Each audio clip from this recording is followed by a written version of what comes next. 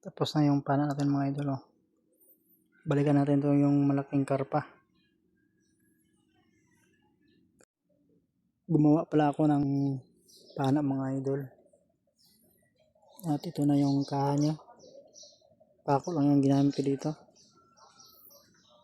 Yan. Ito lang gawa namin sa probinsya. At ito yung ano niya, yung baslay. Isa lang yung malagay ko dito mga idol. Pero dalawang guma. Ito lang yung sara ito mga idol. Oh. Sa dulo. At ito may nagawa na ako kay idol. Oh. Yan.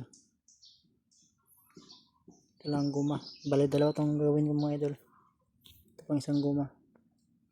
Panoorin nyo lang mga idol kung paano gagawin. Para dito alam niyo naman siguro kung paano dito gagawin sa kaha Tayo pang mga Pinoy, hindi marunong nito. Yan, tingnan nyo lang kung paano gumawa ng paano mga idol. Ang hirap pag wala kang cameraman. Ganito lang mga idol. Panoorin nyo lang mga idol. Ang gawa natin.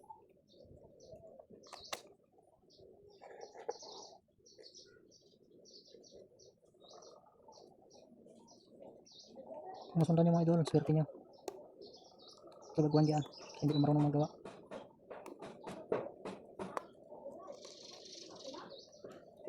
Ganito lang tali mga idol. Basic na basic lang. Pag wala kang tripod, wala talaga. Mahirapan sa paggawa.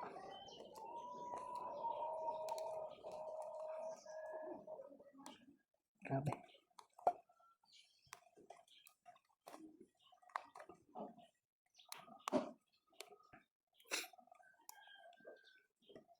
Hirap gumawa ng pana pag ikaw mag-isa.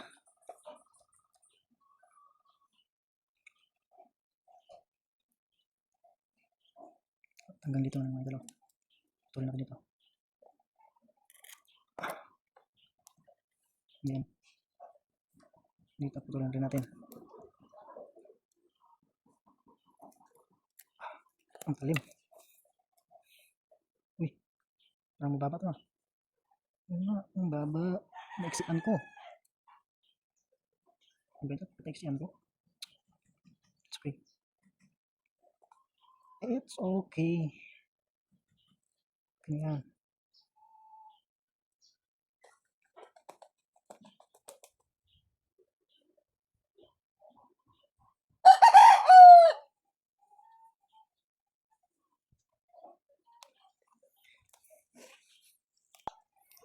Ito nga, tali ko ng mga idol.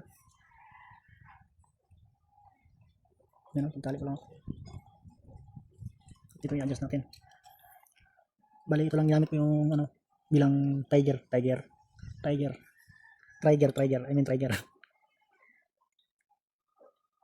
Ito lang ang madali sa mga gawin. Yung trigger niya.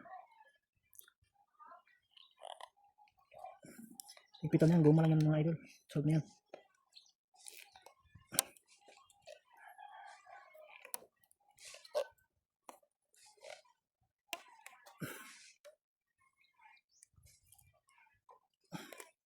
Puro lang itong gumang gadala mga idol.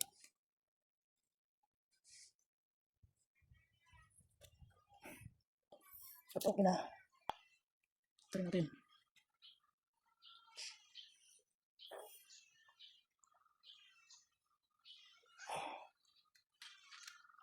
Tapos na yung pana natin mga idol. Oh.